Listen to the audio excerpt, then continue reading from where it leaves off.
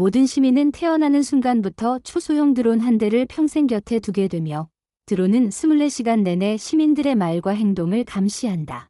그리고 행동을 분석해 범죄 가능성을 미리 예측하고 즉각적인 처벌을 내려 범죄를 억제한다. 이 시스템 덕분에 도시의 범죄율은 거의 0에 가까워졌고 시민들은 그야말로 완벽한 안전 속에서 평화롭게 살아간다. 사람들은 전지 시스템과 이를 운영하는 회사에 거의 맹목적인 신뢰를 보내고 있었다. 니나는 풀직테크에서 인턴으로 일하고 있는 뛰어난 프로그래머다. 그녀는 입사한 지 고작 2달 만에 드론의 적외선 탐지 모듈을 최적화하는 데 성공했다. 그 결과 감시 장비는 장애물 너머까지 투과해 범죄를 식별할 수 있게 되었고 실제로 한 가정에 침입한 도둑까지 사전에 막아내는 성과를 올렸다. 그리고 정규직 전환 평가를 받던 날 상사는 니나에게 단 하나뿐인 정규직 자리를 따냈다고 알려준다. 앞으로 도시 보안 시스템의 핵심 관리 업무에도 참여할 수 있는 기회를 얻게 된 것이다. 니나는 가장 먼저 회사의 창립 멤버이기도 한 아버지에게 기쁜 소식을 전하려 했다. 하지만 아무리 기다려도 아버지에게서는 답장이 오지 않았다. 처음에는 별일 아니라고 생각했다. 하지만 퇴근 후 선물까지 챙겨 집으로 돌아온 니나는 현관문을 여는 순간 그대로 얼어붙고 만다.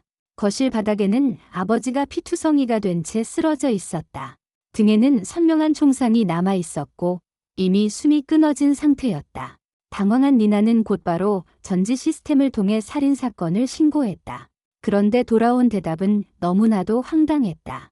해당 구역에서는 어떠한 범죄 행위도 감지되지 않았습니다. 분명 아버지를 감시하던 드론은 시신 바로 옆에 떠 있었는데 도대체 왜 명백한 살인 사건을 못 본 척하는 걸까? 그 순간이 니나가 어릴 때부터 자신을 지켜봐온 전지 시스템을 처음으로 의심하기 시작한 순간이었다. 얼마 지나지 않아 풀직테크의 보안 요원들이 현장에 도착했다. 전지 시스템이 도입된 이후 기존의 경찰과 수사기관은 이미 해체된 상태였다. 이제 모든 사건은 회사가 직접 처리한다. 그런데 현장에 도착한 책임자는 시신을 제대로 살펴보지도 않은 채 계속해서 피해자의 정신 상태만 캐묻더니 심지어 스스로 목숨을 끊었을 가능성까지 은근히 암시했다. 니나의 오빠 다니엘은 참다 못해 분노를 터뜨린다. 누가 뒤에서 총을 쏴서 자살을 합니까? 하지만 보안 요원은 난처한 표정으로 대답한다. 시스템이 신고하지 않은 사건은 공식적으로 사건으로 접수할 수 없습니다. 만약 전지 시스템에 이런 치명적인 오류가 있다는 사실이 시민들에게 알려진다면 도시 전체가 공포에 빠질 게 뻔했다. 결국 그는 남매에게 이 일을 절대 외부에 알리지 말라고 경고했고 곧바로 정리팀을 불러 시신을 가져가고 현장을 서둘러 치워버렸다. 모든 것이 막막해진 그때 자신을 시의회의원이라고 소개한 티키라는 여자가 니나를 찾아온다. 그녀는 아버지의 죽음에 애도를 표하며 진실을 밝히는데 도움을 주겠다고 말한 뒤 자신의 연락처를 남긴다. 한숨도 제대로 자지 못한 다음 날 니나는 회사로 찾아가 아버지가 살해당하던 당시의 감시 영상을 보여달라고 요청한다. 회사 창립자 카로 역시 그 자리에 있었다. 그는 몇 마디 형식적인 위로를 건넨 뒤 니나의 요청을 단호하게 거절한다. 주민들의 사생활을 보호하는 것이 회사의 기본 원칙이며 누구도 감시 영상을 열람할 권리가 없다는 것이다. 그러면서 아버지의 죽음에 대해서도 입을 다물고 절대로 시민들의 시스템에 대한 신뢰를 흔들어서는 안 된다고 당부한다. 결국 아무런 도움도 받지 못한 니나는 분노한 채 복도로 나왔다. 그런데 그녀의 감정 변화까지 감지한 드론이 그녀가 범죄를 저지를 가능성을 예측하기 시작한다. 화가 난 니나는 결국 회사 로고를 박살내고 만다. 그러자 드론은 즉시 이를 신고했고 도시 전체에 니나가 2급 위법 행위를 저질렀다는 사실이 통보된다. 곧바로 그녀의 휴대전화로 통지서가 날아온다. 20분 이내에 법원에 자진 출석하십시오. 불응할 경우 처벌 수위가 가중됩니다. 이제 법원에는 과거처럼 법정 경비원이나 배심원도 없었다. 마치 민원 창구 같은 접수대만 덩그러니 놓여 있었다. 판사는 기계적으로 위법 사실과 재산 피해액을 읽어 내려갔다. 니나가 부순 회사 로고의 가격은 무려 300만이었다. 하지만 니나는 전과가 없었고 회사 측에서도 배상을 요구하지 않았기 때문에 결국 시청에 벌금만 납부하라는 판결이 내려진다. 그렇게 허무하게 끝난 재판 때문에 니나는 아버지의 장례식에도 참석하지 못한다. 그런데 더 이해할 수 없는 일이 있었다. 회사는 아버지의 시신을 계속 보관한 채 돌려주지 않고 있었다. 그저 현재 냉동 보관 중이라는 말만 반복할 뿐이었다. 계속되는 충격 속에서 니나는 마침내 현실을 깨닫는다. 그리고 결국 티키에게 전화를 걸어 도움을 받아들이기로 한다. 두 사람은 올즈시티의 경계에서 만났고 티키는 니나를 도시 밖으로 데리고 나간다. 도시 경계를 벗어나자 놀랍게도 감시드론은 더 이상 그들을 따라오지 않았다. 그제야 두 사람은 마음 놓고 이야기를 나눌 수 있었다. 티키는 숨겨진 사실을 털어놓는다. 풀직테크는 현재 다른 도시의 보안 시스템 사업을 따내기 위해 경쟁 중이었다. 천문학적인 규모의 사업인 만큼 회사 입장에서는 단 한 건의 결함도 드러나서는 안 됐다. 니나의 아버지가 살해당했다는 사실이 공개되는 순간 전지 시스템에 치명적인 허점이 있다는 사실이 세상에 드러난다. 그러니 회사가 어떻게든 이 사건을 덮으려 할 거라는 이야기였다. 그리고 티키는 한 가지 방법을 알려준다. 시스템의 허점을 이용해 직접 감시 기록을 해킹하는 것이다. 처음에는 니나도 위험이 너무 크다고 생각했다. 도시 전체에 감시 드론이 깔려있는 상황에서 해킹을 시도하면 바로 들킬 것이고 그 대가는 종신형이었다. 하지만 니나는 한 가지 사실을 떠올린다. 전지 시스템은 2달에 한 번씩 디스크 유지보수를 진행하고 그때마다 도시 전체의 감시 시스템에 아주 짧은 공백이 생긴다는 것. 이 기회를 잡으려면 먼저 회사 창립자 카로의 지문 인증 권한을 확보해 핵심 서버실에 들어가야 했다. 아버지의 죽음에 숨겨진 진실을 밝히기 위해 니나는 결국 위험을 감수하기로 결심한다. 그녀는 자신이 직접 개발했던 적외선 모듈의 특성을 이용해 옷 안쪽의 알루미늄 포일을 꿰매 감시 스캔을 차단한다. 그리고 다음날 회사 회의에서 카로가 펜을 내려놓는 순간을 노렸다.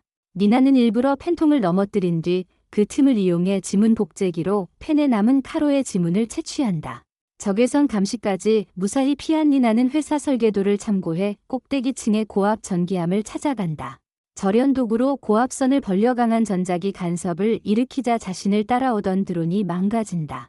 시스템 규정상 새로운 드론이 교체 투입되기까지 걸리는 시간은 단 4분이었다.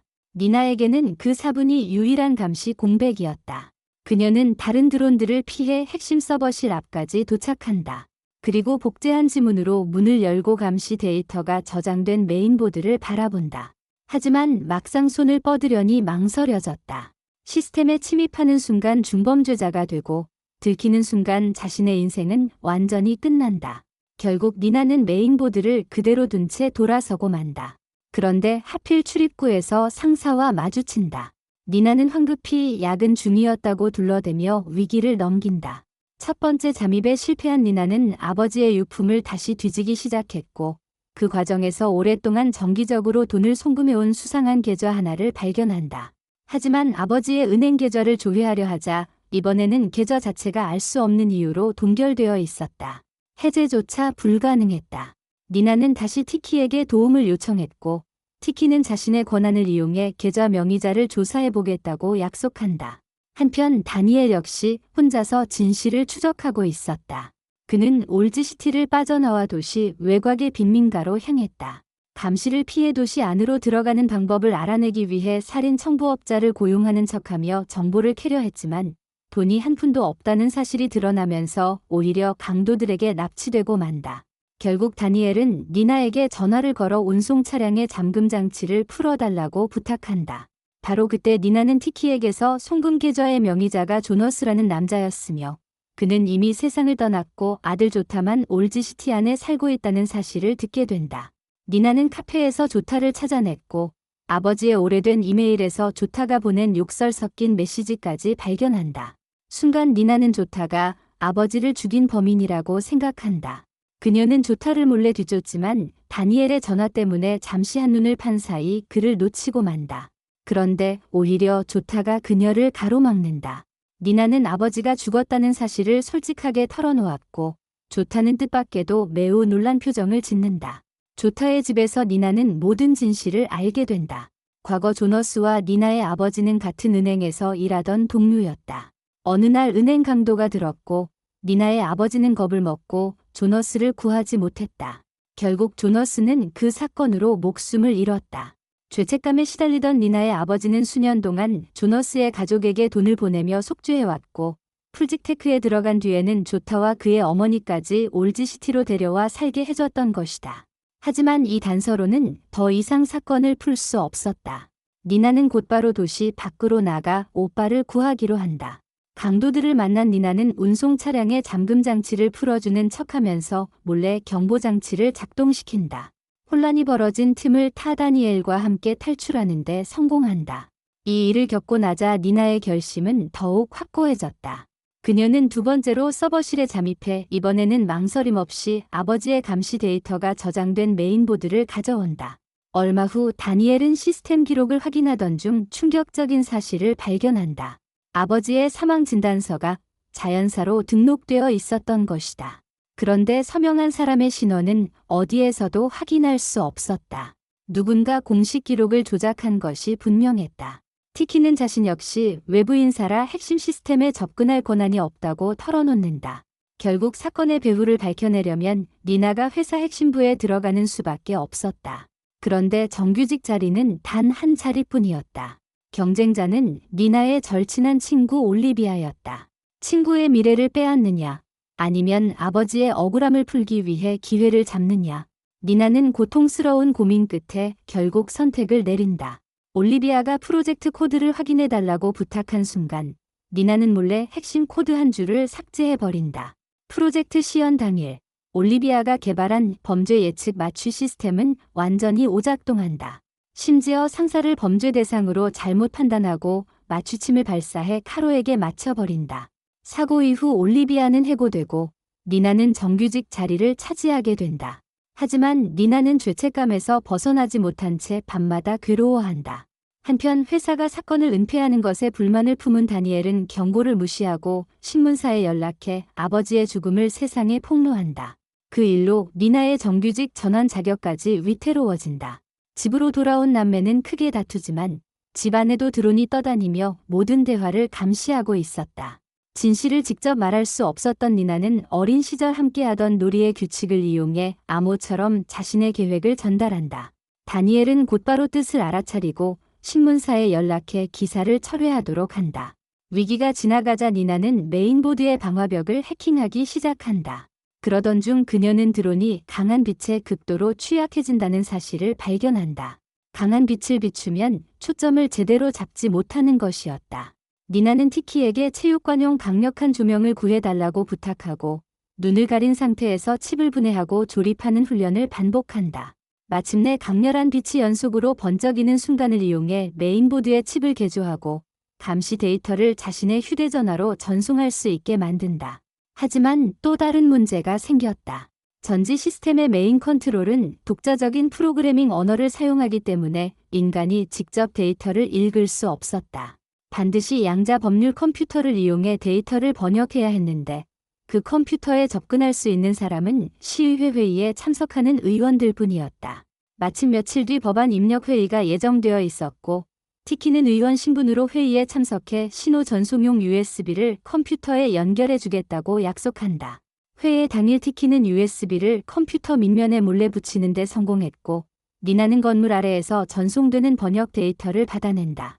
그런데 회의가 끝난 뒤 티키가 USB를 회수하려는 순간 직원들에게 붙잡혔고 설상가상으로 시장까지 다가와 함께 사진을 찍자고 하는 바람에 결국 USB를 회수하지 못하고 빈손으로 돌아온다. 문제는 USB에 티키의 지문이 남아있다는 것. 누군가 발견한다면 명백한 증거가 된다. 그러던 중 니나는 아파트 주민들이 인테리어 공사를 하며 벽에 구멍을 뚫는 행동은 시스템이 재산 파괴로 판단하지 않는다는 사실을 우연히 알아낸다. 니나는 기발한 방법을 떠올린다. 며칠 동안 집에서 계속 벽에 구멍을 뚫으며 시스템이 구멍 뚫기를 자신의 개인적인 취미라고 인식하도록 만든 것이다. 준비가 끝나자 그녀는 수리공으로 위장해 건물에 들어간다. 그리고 벽을 뚫어 서버실 안쪽까지 관통한 뒤 자석을 이용해 USB를 끌어낸다. 이후 벽을 다시 메워 흔적까지 감춘다. 이 모든 과정은 드론에 고스란히 기록됐지만 경보는 울리지 않았다. 건물을 빠져나오던 니나는 우연히 남자친구 비니와 마주친다. 비니는 그녀의 손에 묻은 오염물질을 이상하게 여기고 이후 건물을 점검하던 중 벽이 누군가에 의해 다시 메워졌다는 사실까지 발견한다. 그는 모든 것이 니나의 소행임을 눈치챘지만 신고하지 않았다. 마침내 시스템 정기 점검을 앞둔 날, 니나는 최종 계획을 실행한다. 아버지가 생전에 입던 유지보수 작업복으로 갈아입은 그녀는 환기구를 통해 서버실 내부에 바퀴벌레를 풀어놓는다. 곧바로 이상 경보가 울리고 유지보수팀이 긴급 출동한다. 니나는 그 팀에 자연스럽게 섞여 서버실 안으로 들어간다. 서버실은 침입을 막기 위해 산소가 부족하고 온도가 극도로 낮게 설정돼 있었지만 이번에는 오히려 니나에게 완벽한 은신처가 되어줬다. 유지보수 직원들은 곧 바퀴벌레를 발견하고 단순한 오작동이었다는 사실을 확인한 뒤 모두 철수한다. 하지만 니나는 어둠 속에 그대로 숨어 남는다. 그리고 환기구의 강한 흡입력에 드론이 빨려 들어가도록 유도한다. 감시가 잠시 끊긴 순간 니나는 재빨리 개조한 메인보드를 시스템에 연결해 데이터를 전송하기 시작한다. 그런데 그녀가 빠져나가려는 순간 이미 이상 징후를 눈치채고 있던 비니가 서버실 문 앞에 나타나 전원을 내려버린다. 감시 시스템 아래에서는 진실을 설명할 방법이 없었다. 결국 니나는 보호복을 찢으며 죽음을 각오한 듯 행동한다. 이 서버실의 극저온과 산소 부족 상태에서는 오래 버틸 수 없었다. 만약 자신이 여기서 죽는다면 시스템은 모든 책임을 비니에게 돌릴 수밖에 없었다. 결국 비니는 어쩔 수 없이 문을 열고 니나를 밖으로 데리고 나온다. 병원에서 정신을 차린 니나는 곧바로 장치를 휴대전화에 연결했고 마침내 전지 시스템의 감시 데이터베이스에 접속하는 데 성공한다. 남매는 아버지가 살해당하던 당시의 영상을 다시 확인한다. 하지만 화면에는 계속 아버지 혼자만 등장했다. 아버지는 옷가지를 들고 세탁실로 들어갔고 잠시 후 뒤에서 날아온 총탄에 맞아 쓰러졌다. 범인은 끝내 화면의 모습을 드러내지 않았다. 다니엘이 답답함에 머리를 감싸주는 순간 니나는 방 안에 놓인 텔레비전 화면을 바라본다. 그리고 영상을 확대하자 TV 화면에 반사된 모습 속에서 범인의 윤곽이 선명하게 드러난다. 니나는 그 얼굴을 시스템에 입력해 신원 조회를 시작했고 꼬박 하루가 지나서야 마침내 용의자의 신원을 찾아낸다. 이름은 데이비드였다. 그는 20년 동안 단 한 번 카메라 경매에 참석하기 위해 올즈시티에 들어온 기록만 남아 있었고 평소에는 도시 밖에서 살고 있었다. 남매는 도시 밖으로 나가 데이비드의 집을 찾아간다. 그리고 사진을 공부하는 학생인 척하며 그를 찾아간다. 하지만 데이비드는 워낙 경계심이 강한 사람이었다. 그는 두 사람의 정체를 금방 눈치채고 총을 꺼내 겨눈다. 니나는 감시 영상을 보여주며 말한다. 우리가 무사히 돌아가지 못하면 이 영상은 세상에 공개될 겁니다. 더 이상 두 사람을 죽여 입을 막을 수 없다고 판단한 데이비드는 결국 모든 것을 털어놓는다. 그는 익명의 고용주에게 돈을 받고 살인을 저질렀으며 암호화된 메시지를 통해서만 지시를 받았기 때문에 고용주의 얼굴조차 본 적이 없었다. 보수는 지정된 장소에서 보라색 서류 가방을 받아가는 방식이었다. 그리고 그가 감시망을 피해 도시 안으로 들어갈 수 있었던 이유도 밝혀진다. 바로 암시장에서 떠도는 구형도시 설계도였다. 전지 시스템이 도입된 뒤 종이로 된 옛 도시 도면은 모두 폐기됐지만 지하 배수관망만큼은 감시가 닿지 않는 사각지대로 남아 있었다. 데이비드는 하수구를 통해 도시 안으로 들어온 뒤 빗물 배수관을 따라 니나의 집까지 잠입했다. 그리고 옷장 안에 하루 종일 숨어 있다가 남매가 외출한 틈을 타 아버지를 총으로 쏜 뒤 다시 같은 경로를 통해 도시 밖으로 빠져나갔다. 그런데도 시스템은 아무런 경보를 울리지 않았다. 모두가 전지 시스템은 완벽하다고 믿었기 때문에 집 문조차 굳이 잠글 필요가 없다고 생각했던 것이다. 니나는 데이비드의 컴퓨터에 남아있는 암호화된 메시지를 복구하려 했지만 실패한다. 결국 남매는 도시로 돌아와 보라색 서류 가방을 단서로 다시 추적하기로 한다. 그런데 니나가 집에 돌아와 보니 자신이 어렵게 개조해 놓은 데이터 수신칩이 감쪽같이 사라져 있었다. 누군가 자신의 개인 물건을 훔쳐갔는데도 시스템에는 아무런 경보가 뜨지 않았다. 그렇다면 그 칩을 가져간 사람은 니나가 직접 만지는 것을 허락한 사람이어야 했다.